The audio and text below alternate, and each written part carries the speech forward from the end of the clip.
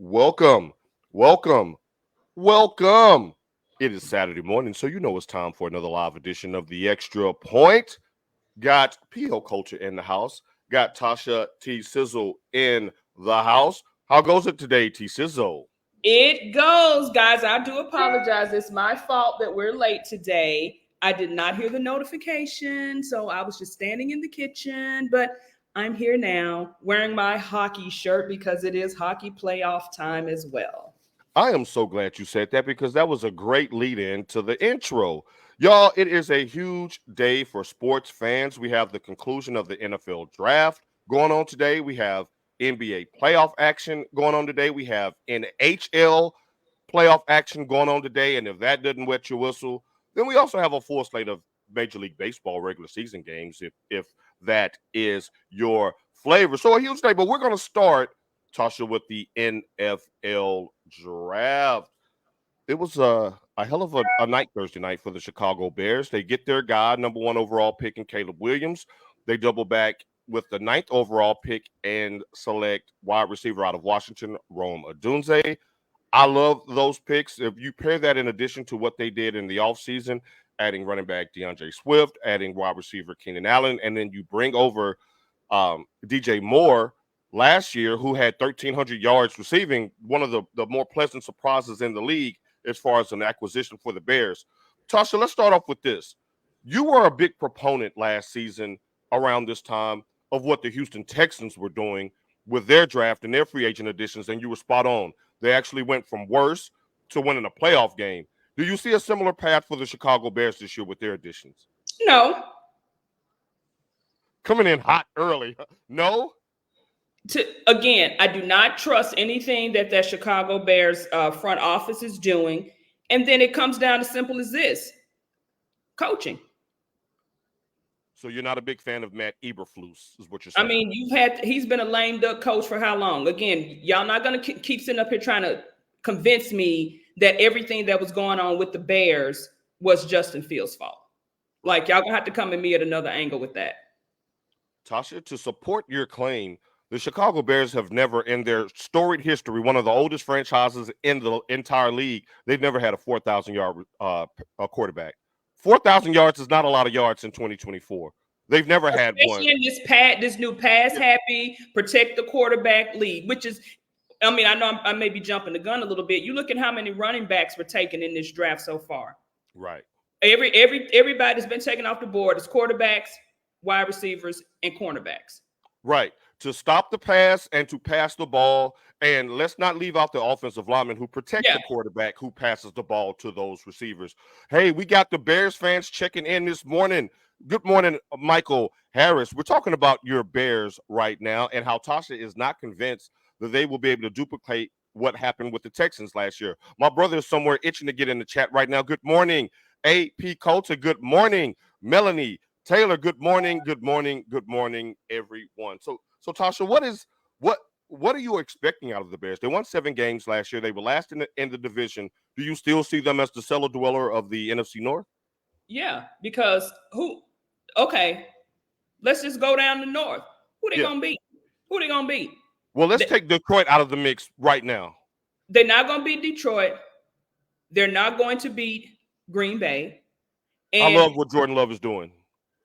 Minnesota, it may be a toss-up because, again, you got Sam Darnold in. They just drafted JJ. Their quarterback situation is shaky at best. Justin Jefferson is wanting money. They just got a lot of things going on in Minnesota, but I would still give the edge to Minnesota. I would as well, especially with them having basically 2 first-round picks as well. And they picked up Dallas Turner and, again, J.J. McCarthy. And we'll get to him. And Dallas, can you believe Dallas Turner went that late? And if you're the Minnesota Vikings, you have to be thanking your lucky star. A la hello, my baby. Hello, my honey. Hello, my ragtime gal. Think about it. If in any other draft, a defensive player is not dropping that low, not of one of the caliber. Right. And shouts out to Michigan Mike, who I was talking with yesterday about it. And he was saying, man, Dallas Turner falling to Minnesota with that late of a pick. I mean, that was almost like Javon Curse falling to Tennessee late in the mid round of the first round of that draft. I like what Chicago is doing. When I think about how productive DJ Moore was, when I think about the career year that Keenan Allen had, when I think about their ability to run the ball and the improvement that they had on defense last year, if they're able to keep that going, my biggest concern mirrors your biggest concern. How quickly can Caleb Williams get acclimated to the NFL, and will he be undone by coaching and a front office that hadn't been able to get out of its own way? I mean, you can see that they're trying to do something. Right.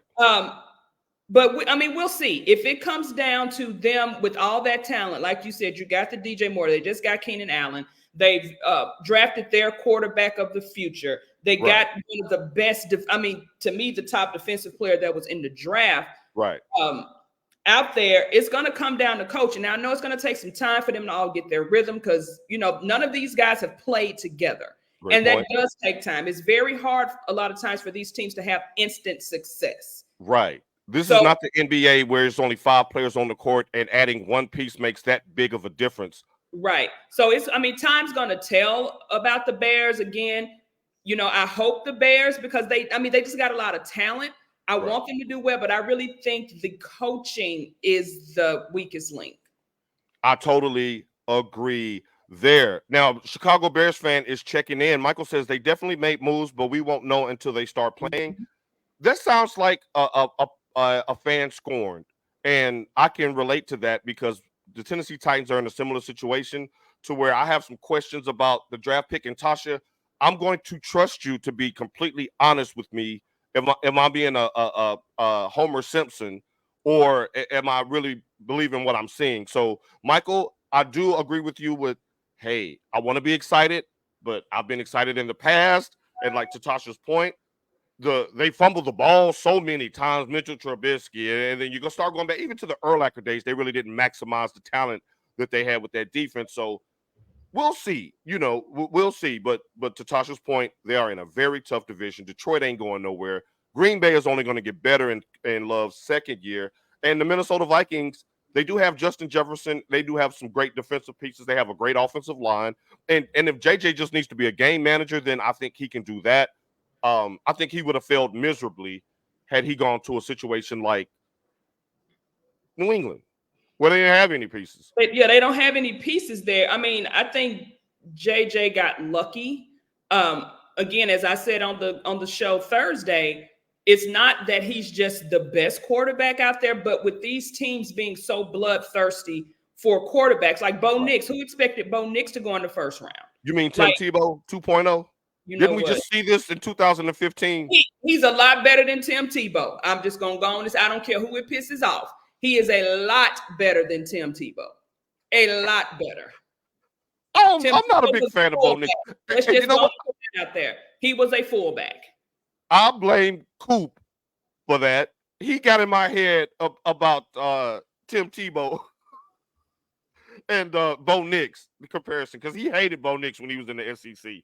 Bo Nix looked a lot better. But here's my non-biased, non-Michigan fan critique of JJ as far as him having immediate success. I do agree with you. He caught a break not going to New England, not going to the Giants, not going to one of those teams. But when your primary accolades and praise for a quarterback is their collegiate record, then I get nervous because Vince Young had an incredible record in college. Matt Leinart had an incredible record in college. Tim Tebow had an incredible record in college. You see where I'm going with that?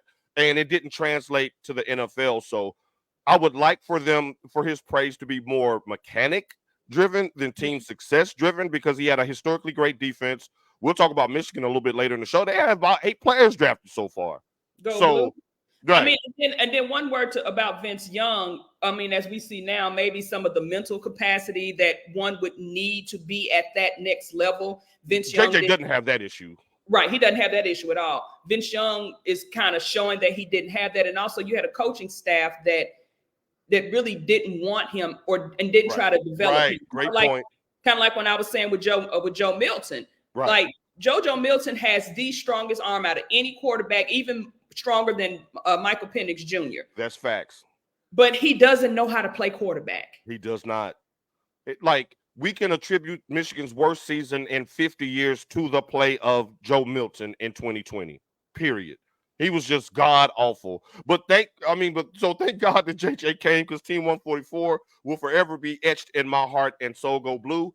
Um, but yeah, that's crazy. We're gonna stick with quarterbacks, because one of the most surprising moves of the night went down at pick number 8.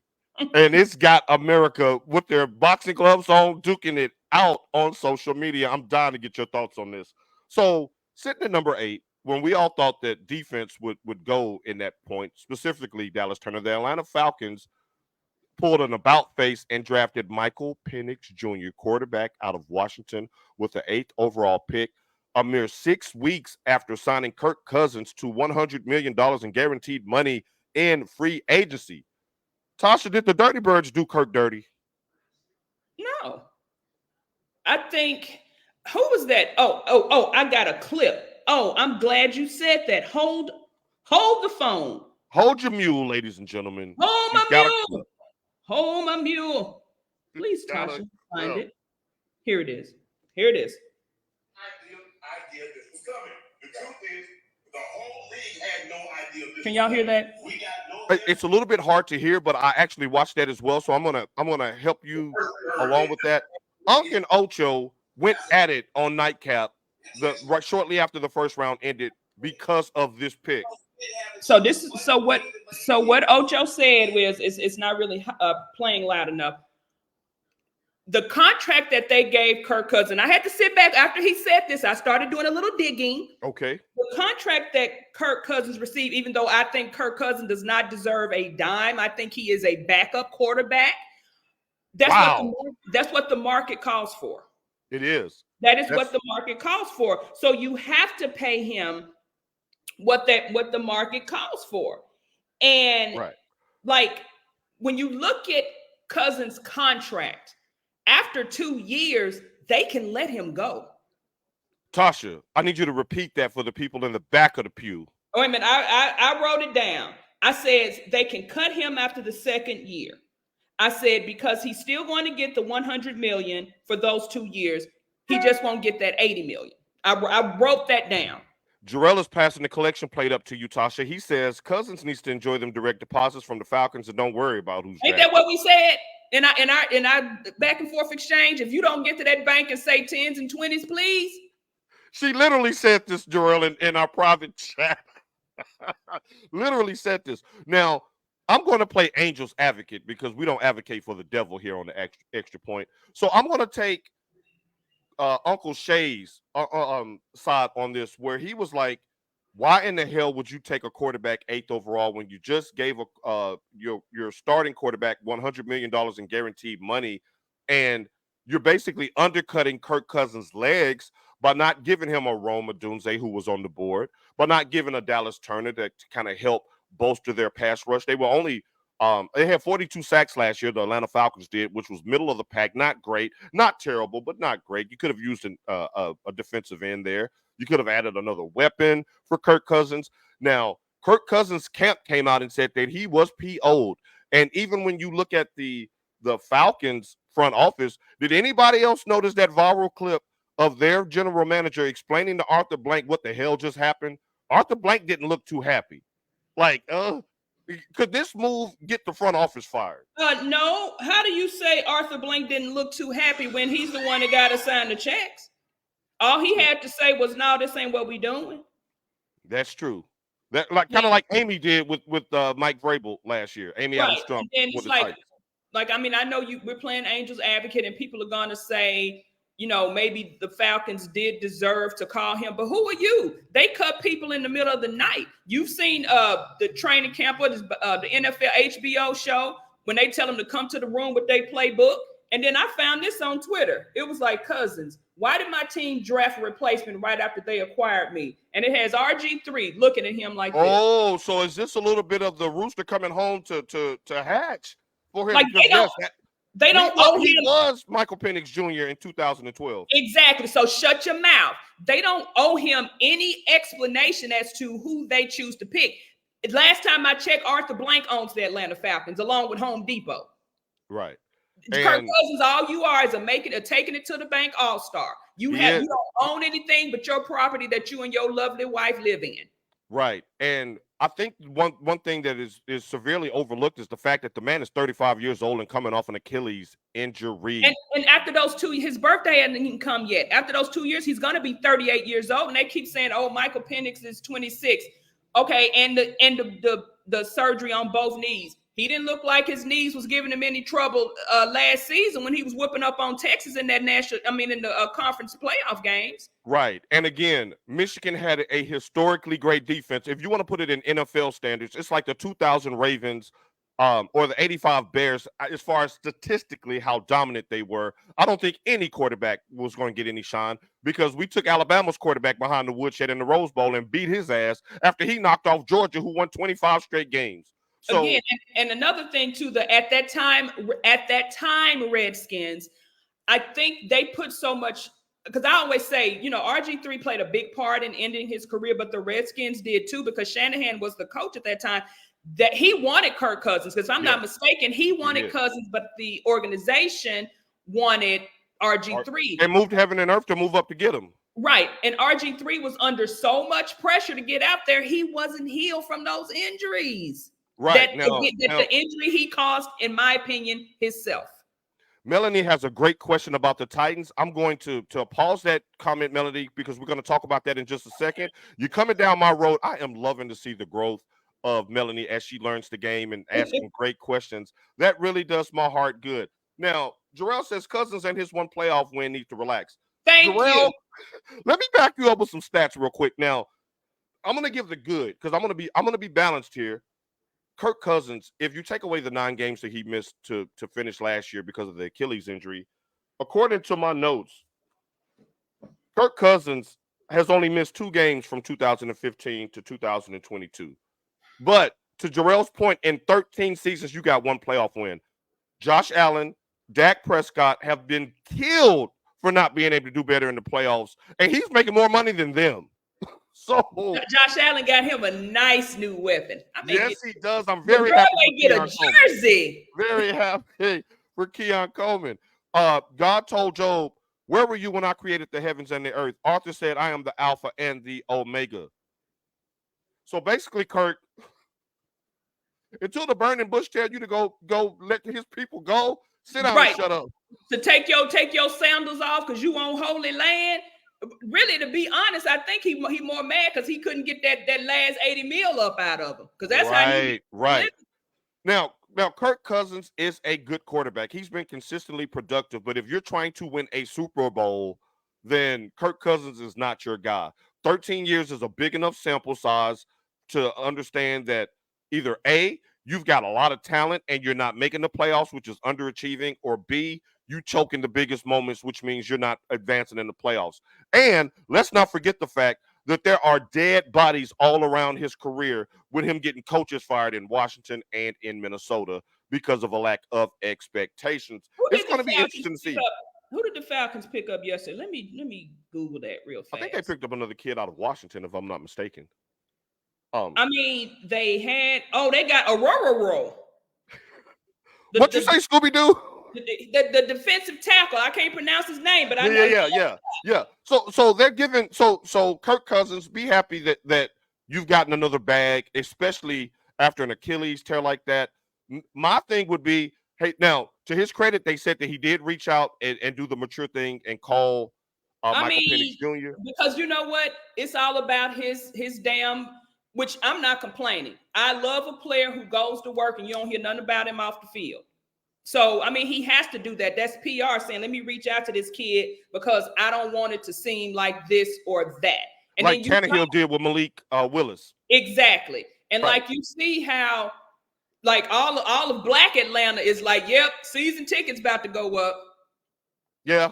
And that's a city that has traditionally gotten behind the Bros at that position, circa Michael Vick. Yeah, Martrice. So basically, Kirk should be this week. Shut the hell up.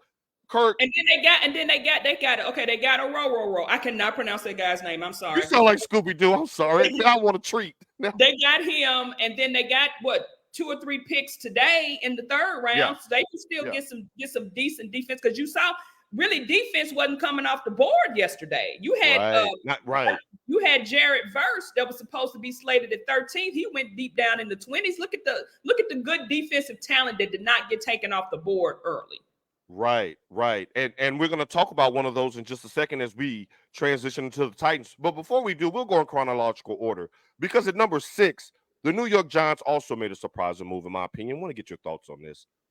Sitting at 6, they pass on the offensive lineman, and they pass on Michael Penix Jr. They pass on Rome Odunze. Now, I do like Malik Neighbors. They take Malik Neighbors 6th overall when J.J. McCarthy and Michael Penix Jr. were on the board. Will they regret passing on a quarterback and sticking with Daniel Jones, Tasha? I mean, they regretted the day they drafted Daniel Jones. Right. I mean, they got the Italian stallion as a backup who in coming in and playing, he looked pretty good. I can't think of his name. Who else do they have? Who else do the Giants have? I want to say it sounds like De Niro or DiNucci, but it'll come to me. I think it's DiNucci. Who else is the other backup quarterback? Is it Mr. Tyrod Taylor? Okay. You got Tyrod, who the team looked so much better when he was playing as opposed to Daniel Jones. And Tyrod has done that at every place he's been. He's played well. He's played well. So I think they were okay because they do know that they have someone like a Tyrod Taylor because JJ is not a once-in-a-lifetime quarterback pick. You know what I'm saying? It'd be different if it was Peyton Manning coming out and you passed on Peyton Manning. Right. Like you can get another quarterback that is equal to or better than the J.J. McCarthy next year, the year after that. I love Malik Neighbors. It reminds me of when Odell Beckham Jr. showed up in New York and completely changed the trajectory of that franchise. They haven't been pretty much relevant. They had a one-off season 2 years ago when they won a playoff game in Minnesota. But other than that, the Giants have looked pretty paltry on offense. I do love Malik Neighbors. But also, Eli Manning was not the best quarterback. Let's just go there. He's not a Hall of Famer, in my opinion, even with the 2 championships. Right, he's not. But look at that's what I say, because Mike gets all mad when I don't sit up here and throw myself on the open flame for J.J. McCarthy. You have quarterbacks, like you said, they are game managers who benefit from the talent around them. And that's kind of like what Eli Manning did when he won those 2 championships. Not saying Eli is slow. I'm not saying that. Right. He had a great career and he was worthy of moving to New York because he paid dividends for them. 2 championships. Right. But I mean, my thing with that is I think New York got what they needed to me. I love Malik Neighbors. I love him just as much, if not more, than Marvin Harrison Jr. Yeah. Because LSU has a proven track record of putting out studs at the wide receiver position. Yes.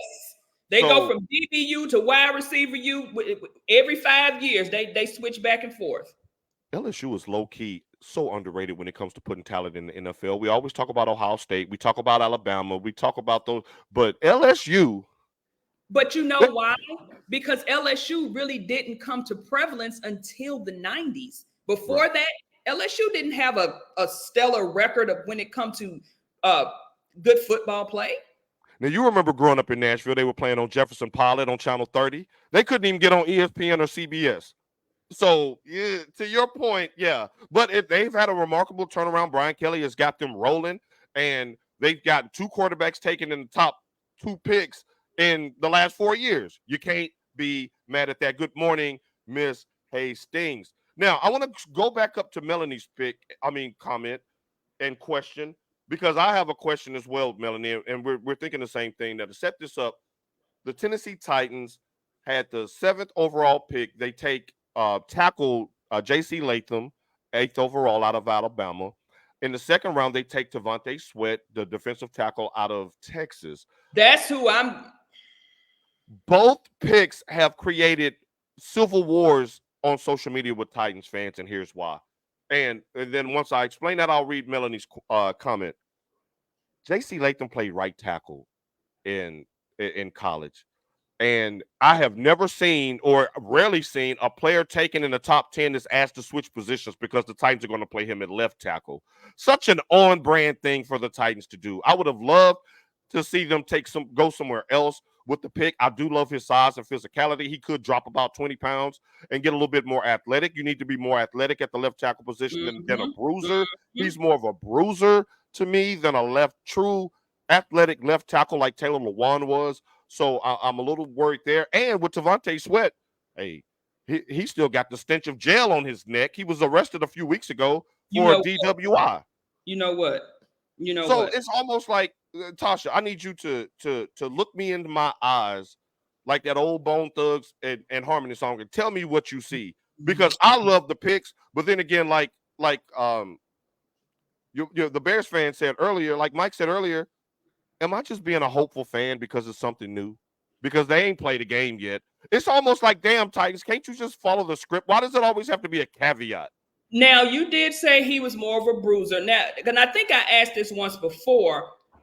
Maybe, who's the Titans left tackle now? Oh, both left tackles are gone. The two left tackles that they had, Andre Dillard and the Cushenberry, they both combined to give up 64 quarterback pressures, which is insanely bad. Okay, so is Levis right-handed or left-handed? He's a lefty. Okay, that would be his blind side. So why would they switch him? You see what I'm saying? You cooking this morning. You putting seasoning on it and everything. I mean, because usually with a right-handed quarterback, the only reason why I know this, y'all don't ask me why, because y'all know I get bored sometimes and I just start Googling shit. Why would you switch your number one pick to a right tackle? I mean, to a left tackle when your quarterback is left-handed and that's not his blind side? And Kenny, man, my Titans fan extraordinaire, double check me on that. I believe he is left-handed. Now, Melanie says with the 7th pick that I keep hearing that they want him to play the opposite side of the line that he is used to playing. My question is, why can't a player play the same position on either side of the line? Why would they do the same thing no matter what side they are playing? Okay, Melanie. All right, great question. Great question. So let me bring this down so we can see Tasha's shirt because I'm loving the swag today. Now, in my opinion, this is my opinion. Hey, feel free to chime in, y'all. Like we were saying just a minute ago, you want to protect the quarterback's blind side. Usually, right-handed quarterbacks need an athletic left tackle because teams are going to try to hit him when he's not looking. Now, there's two different type of skill sets for left tackle and right tackle, Melanie. Right tackle, you want more of your bruiser. You want more of a physical back. You want to have a tight end with great footwork, great athleticism, and great with his hands. Those aren't necessarily the best qualities of J.C. Latham. He's more of a traditional physical offensive line. Now, our offensive line was so bad that anybody is an upgrade at this point. So he's going to be better than anybody that we had out there. But will he be athletic enough to keep those D ends from bending the corner on him like a Myles Garrett? And ain't nobody stopping Myles. Ain't too many people pulling up on Myles Garrett. You're going to get Mason Rudolph if you do. No, right. And Houston is going to be coming because they've improved their pass rush as well. Devontae Sweat, I'm sorry. He fell to the Titans, and he's going to be paired alongside Jeffrey Simmons for a formidable 1-2 punch at the defensive tackle position in the 3-4 scheme. Tasha, your thoughts on Sweat? Again, like the owner, did y'all hear the damn Indianapolis Colts GM? Yes. First of all, John Chaney.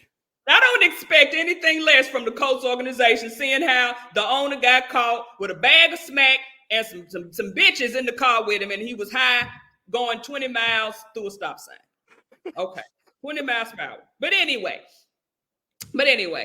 but I do agree with kind of what he says. They're young, 20, 21, 22-year-old, and they make mistakes. However, it is a certain age when you're always taught, don't drink and drive. Right. They've been doing that since the 80s. They've been doing that for the longest. So the fact that he, for whatever reason, and I mean, y'all know I love Glorilla. Get them Glow, yeah, Glow on the game. And I said this, why do they not hire drivers, get Ubers, all of these hanger-ons? It's no reason for in this day and age for people with money to still be getting pulled over and arrested for DUIs. You're getting NIL money, bro. You're not walking into this broke Tavante Sweat. Texas has money on money on money On on money on money. money.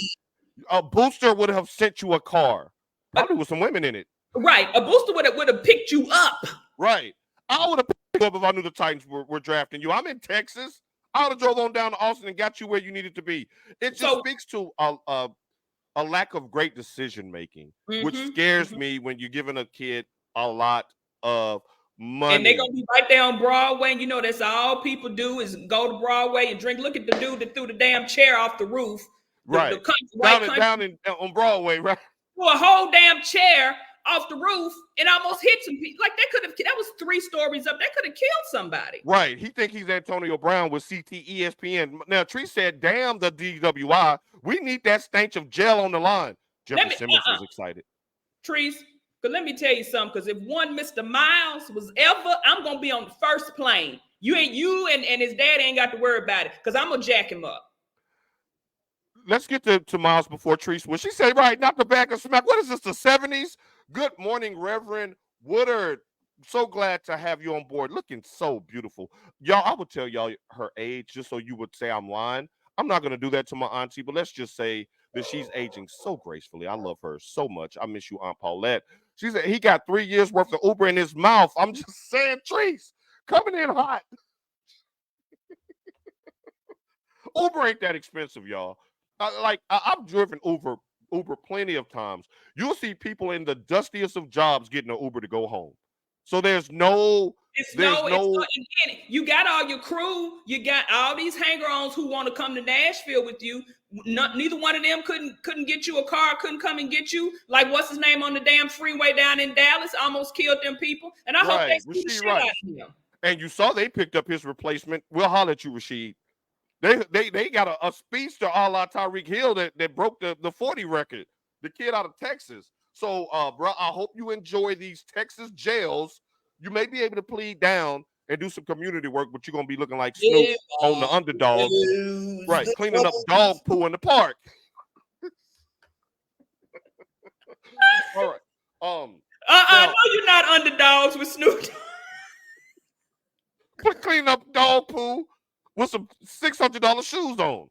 If y'all have not seen Underdogs on Amazon Prime with Snoop Dogg, please. And put your younger kids to bed before you put that on too, because the cussing is coming fast and furious. AP Coulter said money wouldn't have made y'all made such foolish decision in your 20s. Not even, that's true. And we were raised different, Mama. Look who commenting. It's AP. AP wasn't gonna go for that mess. Y'all, I would have stayed behind the bars to keep her away from me. Had I wound up in a situation grandmother, like that. But my family, they wouldn't have gone for that. They wouldn't have gone for that. No. My moms would be like, let him out. Let him out. Let me get my hands on him.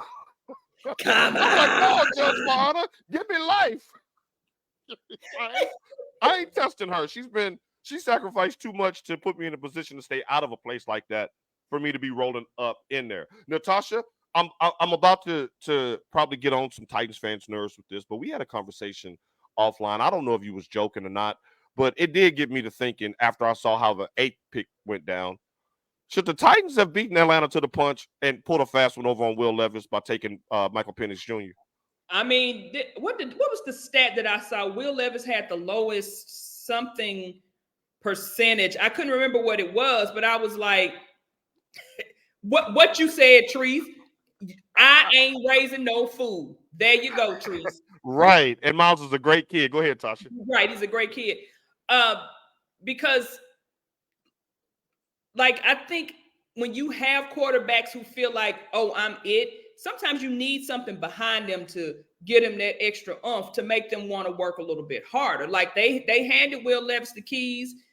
He did okay. I mean, he was way better than Tannehill, in my opinion. That's what worries me. Because if you've been eating dog crap for 2-3 years and somebody hand you a 4 for $4 Wendy's burger, that 4 for $4 is going to taste like steak. Right. So I don't know where I am with that. So, and then like I said, I know a lot of y'all wasn't really sold on Malik, what you're talking about, Willis. I just really don't think they gave him enough time to develop either. They didn't, but I mean, you playing quarterback for a reason. You should already know how to play quarterback. But if some of these schools do not have that pro style offense or that pro style system that makes these quarterbacks not ready for the next level, and then if you get them to an organization who doesn't want to help you, Right. that's what you end up with. Now, I mean, I don't think that's the case with Levis, but I think he may need a little bit more competition in that quarterback room. Because Mason Rudolph ain't it. We got No. a big enough sample size for him. I would like to see Willis get some meaningful snaps with the new offensive line, the new weapons around him.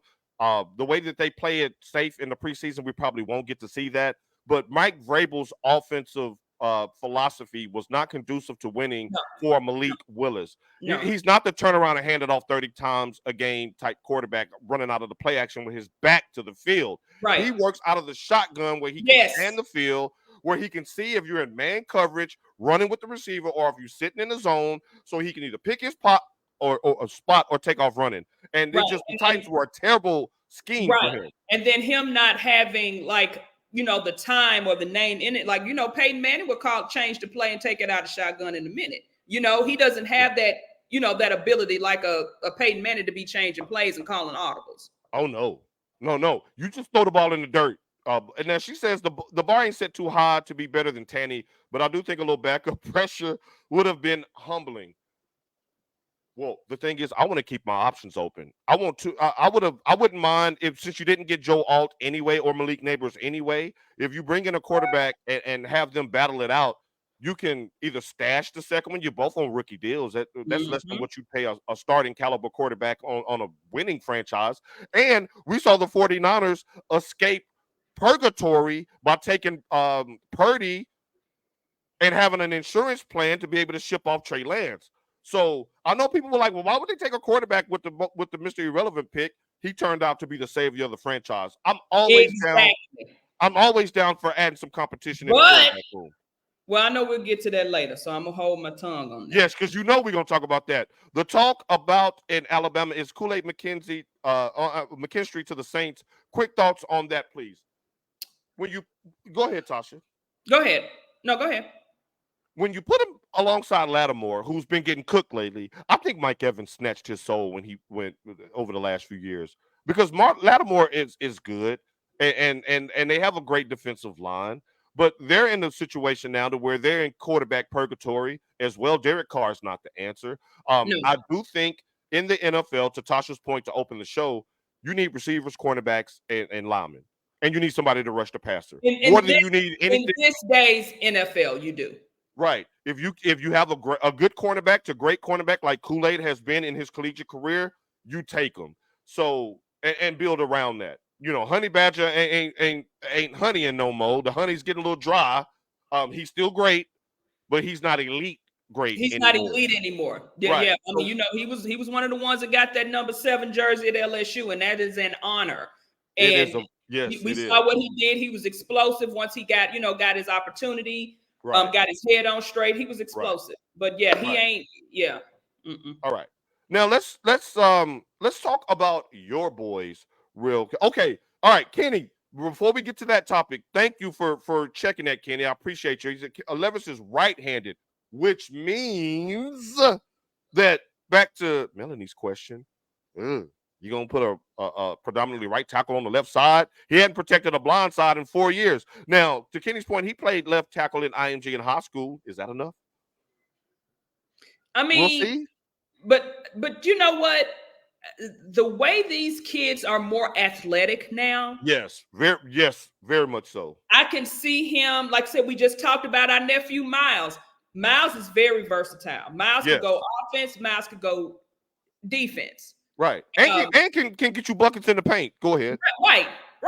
So, I mean, the way these kids are just so all around athlete and shots before we go any further talking about all around well-rounded kids, did y'all see what Elijah did?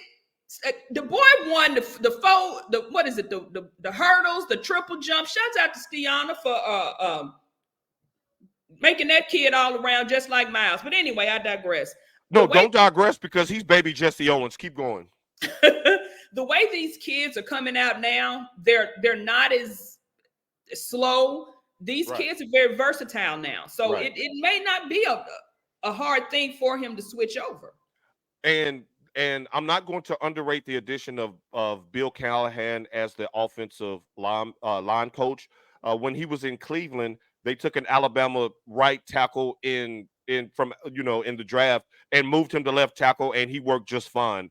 Callahan was able to get him coached up. I'm excited. More than anything, I love his physicality. I would have loved to have Jarek running behind a physical tackle. Mm-hmm. So the offensive line is getting shored up. Tavante Sweat and Jeffrey Simmons is going to be a problem when you add L'Jarius Sneed and Chigawuzie at the cornerback position. The Because Titans are making the playoffs. what you no, I don't know about all that, but what you're gonna have to do, you're gonna have to keep a player like Jeffrey Simmons happy, and Yes.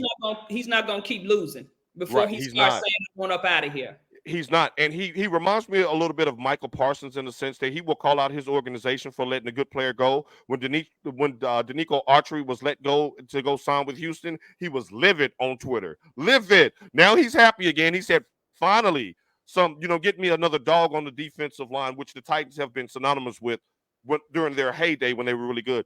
These kids train like professionals from Pee Wee. Spend money. Yeah. We know, Trees. Being a momager is a tough deal today. Ah, Langston checking in. The first back step and technique is essential for a left tackle. Quick hands. Good left tackles are special. they Melody, are. there's your answer right there.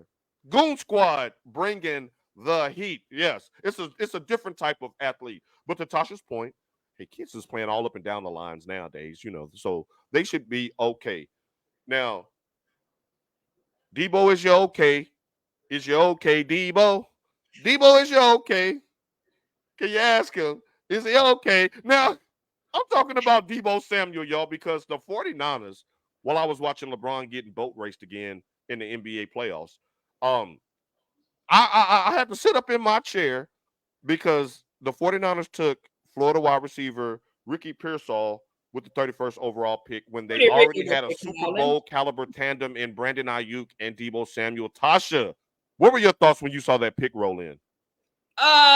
First of all, I was kind of like, he's a little small, but it does kind of play into the atmosphere that is going on with in the, what's going on in the atmosphere over there in the Yay area. We ain't signed Ayuk. You got Brandon Jennings. You got what's Jennings' first name? Y'all don't. I'm sorry, because y'all know No, but Jennings was a huge part of y'all's success in the that's playoffs. what I'm saying. Shouts out to Blackman High School. Murfreesboro product there. Yes, Tennessee kid. Yes. You have those wide receivers who are stepping up. I'm not going to be too sad. I hate to say this if Debo is gone, because Debo is Jawan. Thank you, Trees. Go ahead. Jawan Jennings. Debo is often injured. As great of a player as he is, and y'all know I love Debo Samuels. It would never be no Debo Samuels slander ever. Right. But he's injured too much. And I think we need to freshen up that spot. Not sure if Pretty Ricky is the wide receiver we needed, but I mean, he did good. He looked good at Florida. When I went back and watched some of the highlights after they drafted him, I went back, Googled them, and looked at some of the stuff. I mean, he can get up there. He can take a hit, and he keeps moving. You just basically highlighted one of my hidden guilty pleasures is going and watching the YouTube clips of the rookies that we select. That is so fun because you see all of their best clips and you feel so good about the pick when you do that. I'm not surprised, but the thing is, what I will say as a Cowboys fan who hates the 49ers and everything that they freaking stand for, I will not and have not and will not ever discredit. How you know what? Okay. I hate y'all. That's just where it is. For the last 2 seasons, here I am going to bat for the cow bitches, and then you just want to sit up here and talk funky about my team? But you didn't let me finish. And Wayne, I'm gonna bring this down and pull it back up here in just a second because Wayne is about to set us off real quick. Now, excuse me. What I was saying is I hate the 49ers, but as a football fan and watcher and lover of the game, I will never, ever not give John Lynch and Kyle Shanahan the benefit of the doubt because they are hitting on their picks. They're hitting on their moves. They hit on McCaffrey. They hit on Purdy. They hit on Warner. They hit on Jawan Jennings. They hit You on still sound Debo. like you hating, and I don't like it. Don't It's be very cleaning your glasses so you can see what you're saying. Don't do that. I'm trying here, y'all. I'm trying. Like, so I'm gonna give them the benefit of the doubt. And he did play an SEC competition, so he went up against some quality cornerbacks. Pearsall did. Um, Debo Samuel, as a Cowboys fan, I want him to be the odd man out. It's not even, yes, he doesn't play as much as Ayuk and Jennings, but it's when he's man. on the field, the He does 49ers just look everything. tougher. They look tougher when he's on the field. Just looking at just eye test. The They look man like the name tougher is team. Tyshawn Raekwon. So that should tell you enough. Yeah. I ain't never fight no dude named Taquan Rayshawn. You got that, bruh. You got It's that. Tyshawn Raekwon. Oh, Get it Tayshawn right. Raekwon. Now, if I'm getting Rain Dakota backwards every time, you know I'm gonna mess up with that. I want Debo out of there. Get your ass over to Carolina somewhere. I mean, Get I out of want there. Your it. physicality is contagious. I mean, I want it, but there's no way the 49ers can pay 3 wide receivers, give Purdy some money, and sign Pearsall. It's no way. Somebody's Not gonna have just to some go. money. Brandon Ayuk was second team All Pro. You ain't giving I him mean, some now money. him and And Juwan Purdy Jennings, ain't getting just some money. but they're both in the final year of their rookie contracts. Right. So I mean, that's kind of like when it goes to the Cowboys. When I was saying about Micah Parsons, like maybe waiting until next year. But Right. you know, when you don't pay these dudes their money, they tend not to perform. Right. And that back injury seems to linger, a la Austin Eckler last year when he couldn't get a new A deal la done. Lamara, because Lamar Right. called out every day. Right. What do you say? I ain't gonna be able to make it, boss. Now Wayne comes in with I'm with sick. this. He said Atlanta set their team back 5 years with that clown of a pick. Tasha, what do you say to that? There he go. There he go. There he go. I mean, I get it, but it ain't like they did a Ricky Williams when the Saints Gave up the whole draft. and Dicker gave up 2 through 6 to get Ricky Williams. Like, I mean, I think at the end of the day, they're going to be okay. Wayne, are you saying that you're sold on Kirk Cousins long term, or are you just not sold on them using a quarterback at the 8th pick? Because those two go hand in hand. Again, I get that, but I don't think Penix would have been there that long. He would not. Now I've had people to tell me they disagree, but I really don't think I was told that Denver said that Knicks was their choice all along. I don't believe that Denver would have taken Knicks if Penix was on the board. I just don't believe that. No, I don't even think they're close as far as talent. And why would you do that if you're not trying to get fired, Sean Payton? Langston says, I would not pay Purdy until he run it back. The question is not not favorable one. Is he a product of the system and talent? But Kind of like again, the JJ McCarthy question. Again, Langston, I've said this. Most of these quarterbacks are system quarterbacks, and most of them are a product of their talent. It's only a few quarterbacks that you can actually name who are good despite of the talent that was around them. Most of these new Cam Newton carried that team on his back. Peyton Manning carried that team on his back. Elway was great, but Elway really didn't start winning until That's he got because your 49ers was standing in the way, beating them by 50 points a game in the Super Bowl. Keep going.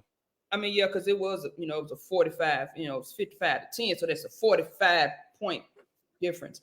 But you got Dan Marino, who he didn't have that's a great example. Great example. Dan Marino is one of the greatest quarterbacks of all time. He never won anything. Right. He had decent players around him. But after the Mark brothers retired, he really didn't have much. OJ McDuffie I wouldn't exactly call elite. Right.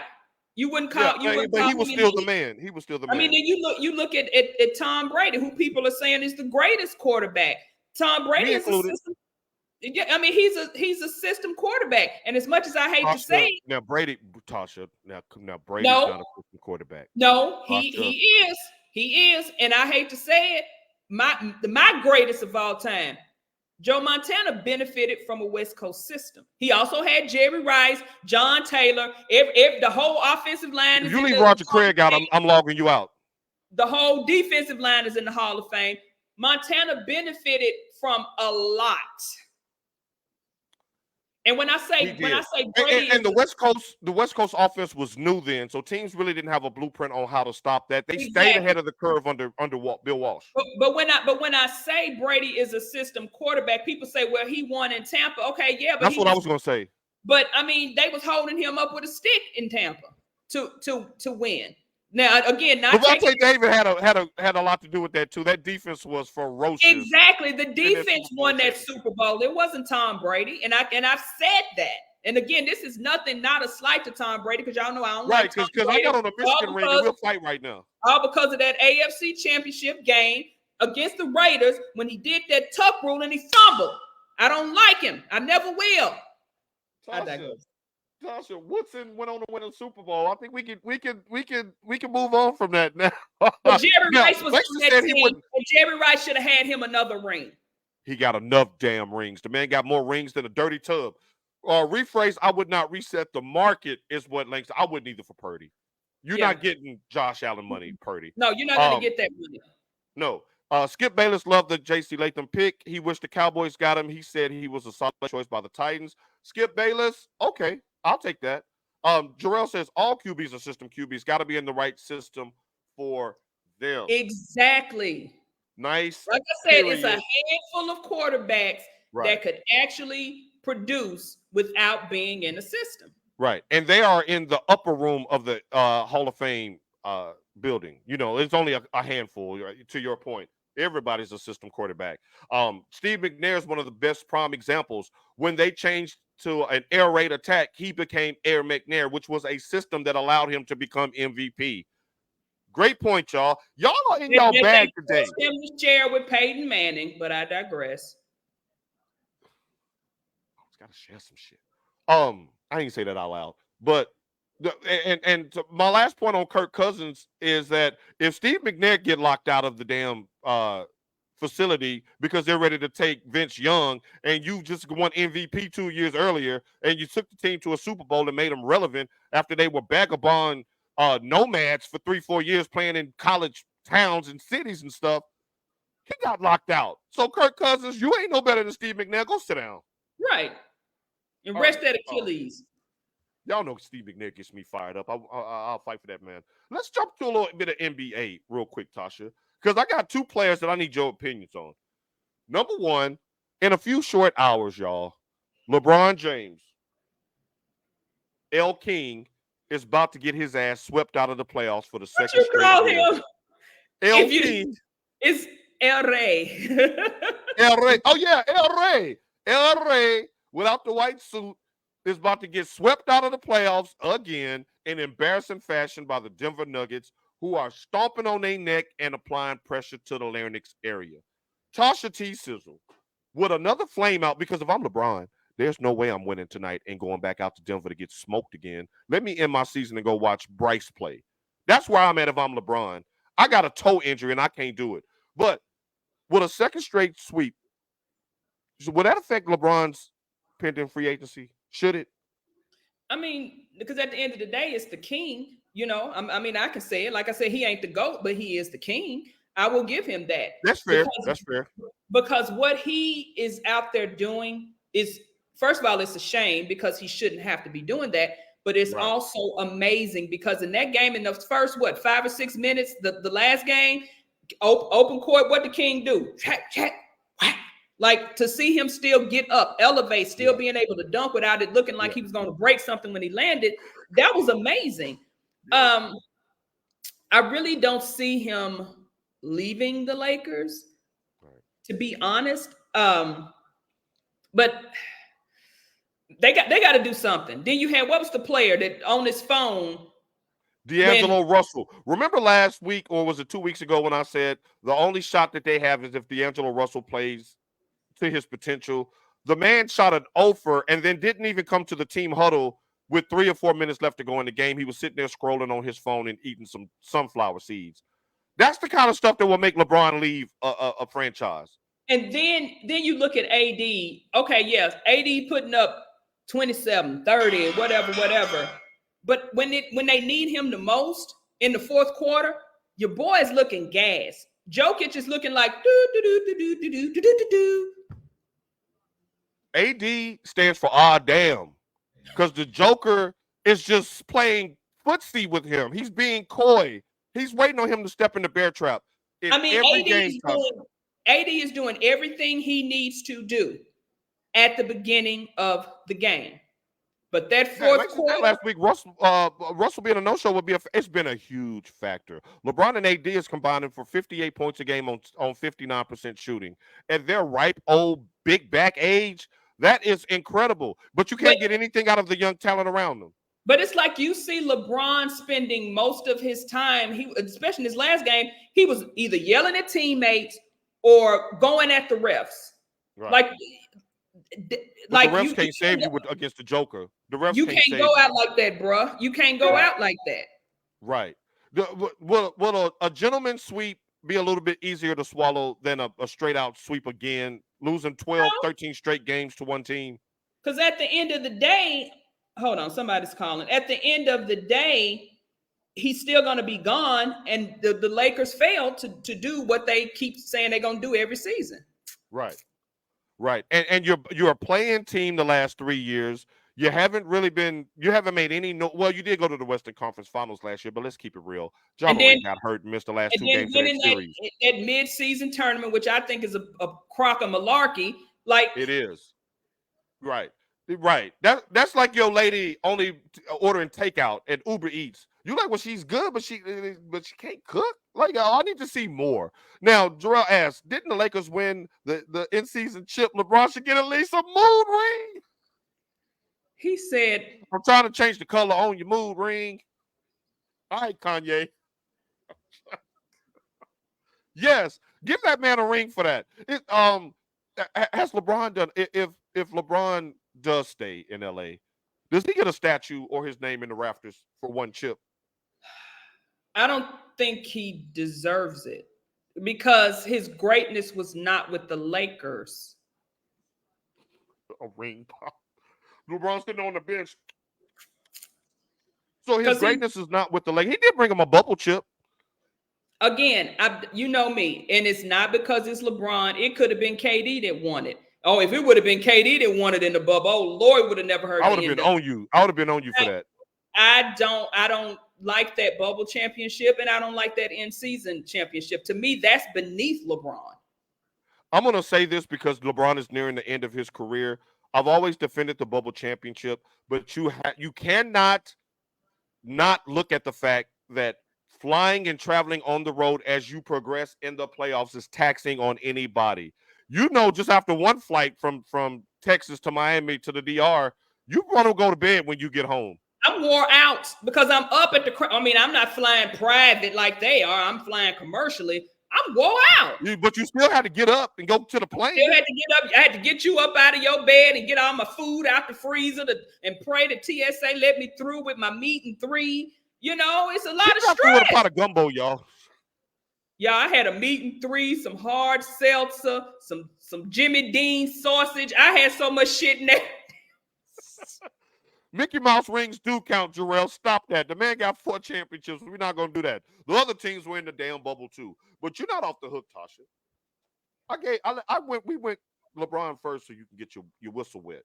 But I got a question about your boy, Mr. Nappy Dugout.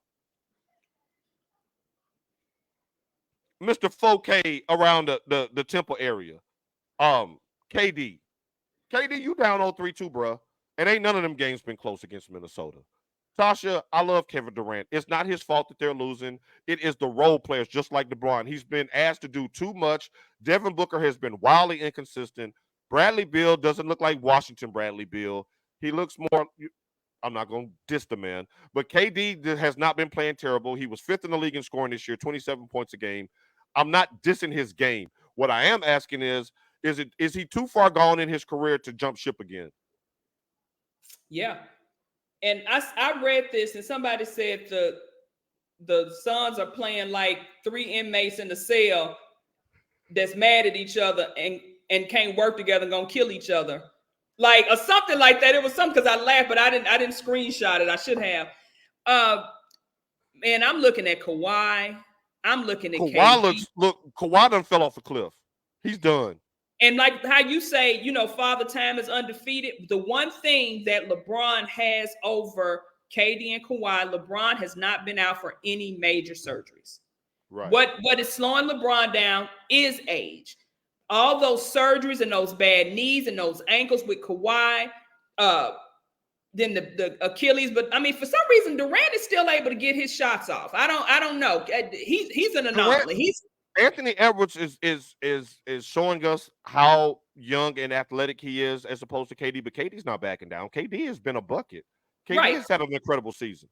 KD is still KDing, but you can still see the decline. Especially Kawhi had 7 points last night? Like what? Yeah. And 9 rebounds. And now they said that his knee is not responding and he's iffy for game 4. He don't want that smoke with Luka and them. Dallas is being very physical with the Clippers. And the Clippers haven't responded.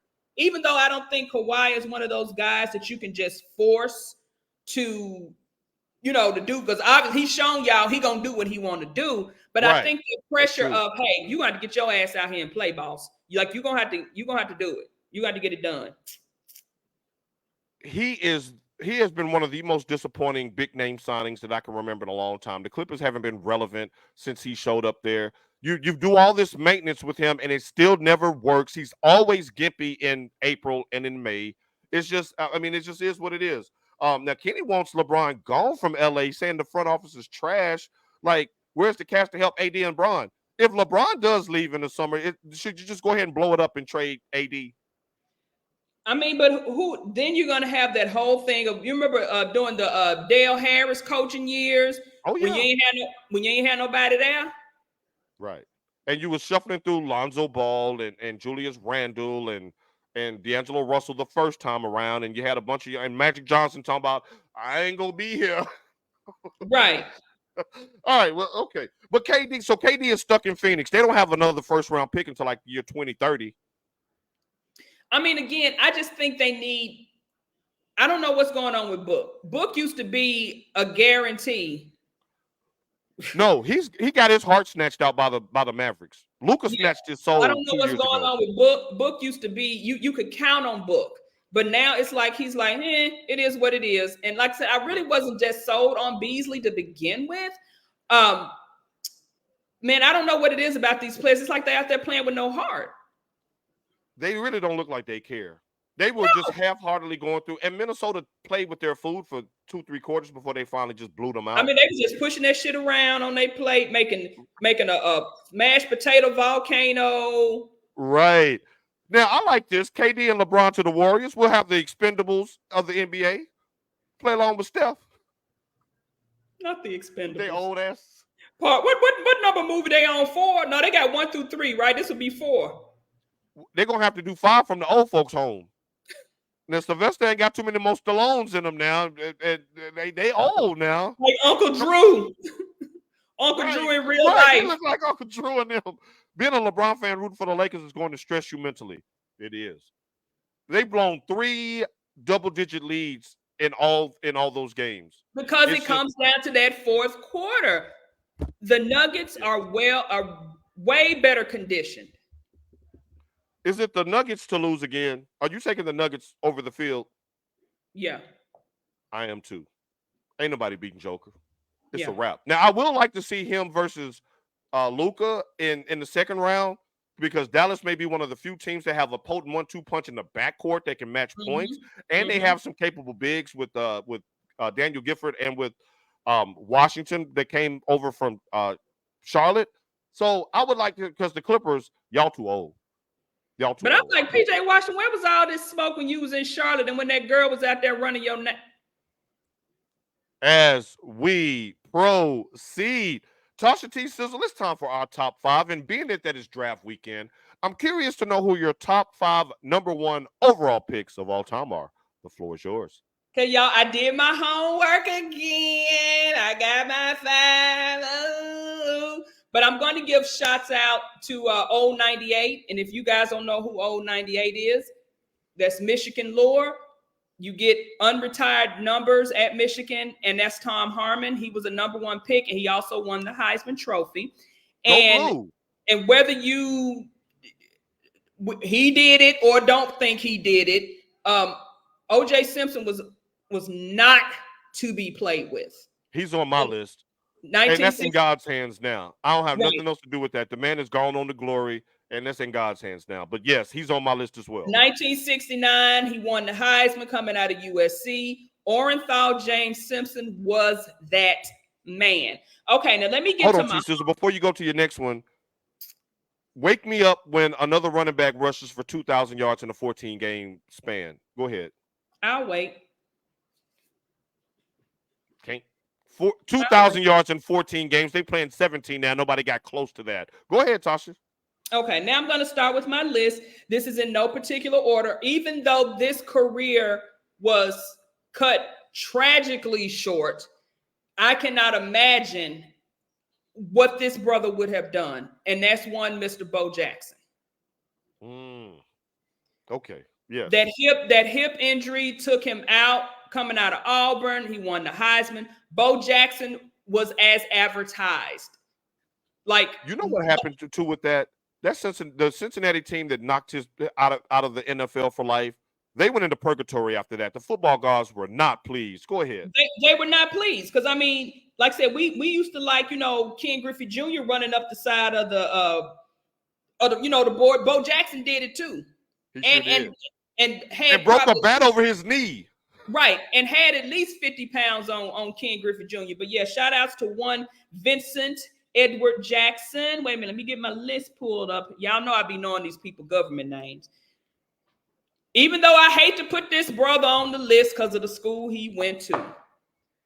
Orlando Pace. How y'all think? Very good pick. How y'all think Eddie George got that Heisman? Who he had blocking for him? How you think the Rams got that Super Bowl? Kirk Warner had a real blindside protector. Next up again, controversial, but I don't care. It wasn't nothing like him on that field, and that's one Michael Vick. Oh, nice. 2001 to the Falcons. Again, all of my picks are controversial for whatever reason. Cam Newton. You cannot take away what Cam Newton did in college and when he got to the NFL. He wasn't no bum. He wasn't no scrub. It's just towards the end of the decision making and a few bad plays, calls here or there, and he's out of the league. Last but not least, my mother would love this pick, Peyton Manning. When it comes to number one overall picks, he is the GOAT. He took a 2-14 team and made them 14-2 in 2 years. And like we were talking about the quarterbacks who did not benefit from a system. He is the system. He is the system. He takes his system with him to Denver and levels them up.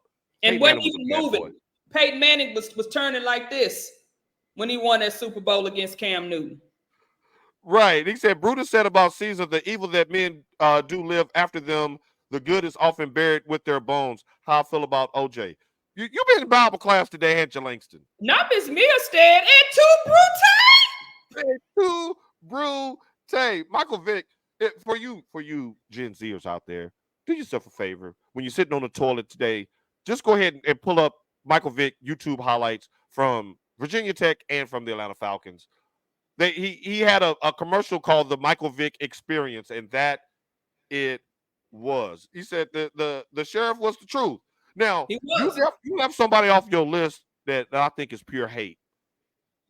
That's one Troy Aikman in the 89 draft with Deion, Barry Sanders, and the late, great Thomas. Oh, I missed Thurman. His first name. Thurman Thomas. No. The Thomas from Kansas City that passed away. Oh, Derek Thomas. Derek Thomas. Yes. Oh, she does love Peyton Manning. Hey, Peyton Manning was that dude. I'm sorry. My mom is he didn't win the Heisman. Is a Colts fan because of Peyton Manning. She loves Peyton Manning. Right. Well, our list is very similar. John Elway is another one I would give consideration to. Yeah. As well as Earl Campbell, whose career was cut short. I did have Earl Campbell on the original, and I didn't put Elway because Elway was like, "No, if y'all don't pick me, I'm going to play baseball. If y'all pick me, I'm going to play baseball." Okay, so unlike Peyton Manning, who said, "I'm gonna just go where I go and make them great," he kind of tried to dictate his deal. Okay. Now, Walter Payton wasn't drafted in the first He as the was, number one yeah. Walter overall Payton pick. wasn't a number one draft pick. So that's why you don't see Walter Payton. That's why you don't see Tom Brady. That's why you don't see some of the legendary great Joe Montana, because they weren't number one overall picks. Good list by you, T. Sizzle. Who you shouting out this week? I have 3 shout outs. I have one to Sasha, who I think is running a half marathon today. I don't know if she's actually running it or if she is supporting her run club, because y'all know she's coming up off of that Achilles injury that she had, and she did last week, ran Yes, he was on my list. Like, yeah, if I didn't y'all can want to see this, Terry Bradshaw is on my I didn't list. I want forgot to about him. put Terry Bradshaw on there because we know what he did. Don't do that. Joe Gilliam ruined his own career. Joe was on that shit, but I just digress. But anyway, Digress. But I like that pick, Langston. The next one is a shout out to our brother Drew Merriman, who has a birthday today. And last but not least, hold on, my little niece. Y'all know I have several nieces and nephew who are not blood, but they are still like my niece and nephew. My niece Jalen, who is will be graduating from LSU. She had her ceremony. That's her lovely mother, Ingrid. That's Ingrid's daughter, Paul. She had her ceremony where if you cheer, they give you this little thing in a little box. So she got her official LSU uniform yesterday, and she will be graduating coming up here soon. So that's all. Beautiful picture of her and her mother. Congratulations to you both. I'm going to double back on the Drew Merriman shout out because yesterday was his 10-year anniversary to my lovely sister-in-law, Lauren. So happy anniversary. Happy birthday. Pour up. Just stay drunk all weekend. Just make it a time. You have a Friday anniversary and a Saturday birthday. You better be having a good time. I will check on you on Monday to see if you were able to make it into work. I sent him his message and I said, "Oh, happy birthday, my good brother." And he was like, "Love you, sis."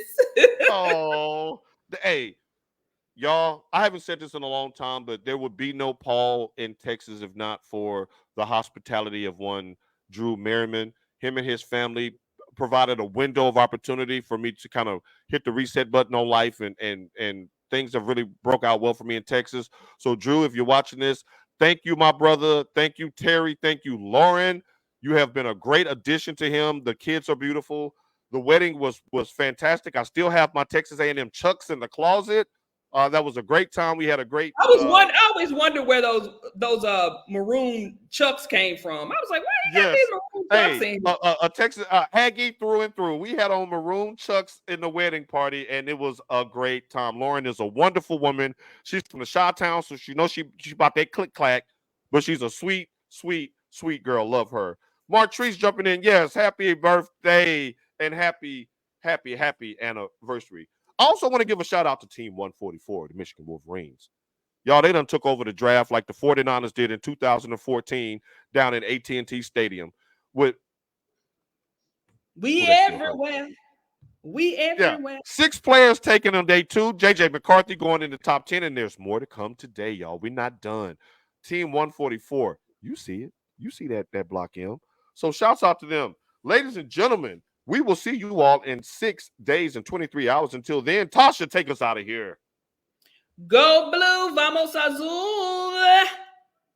With the emphasis on the la. We'll see you next week. Peace.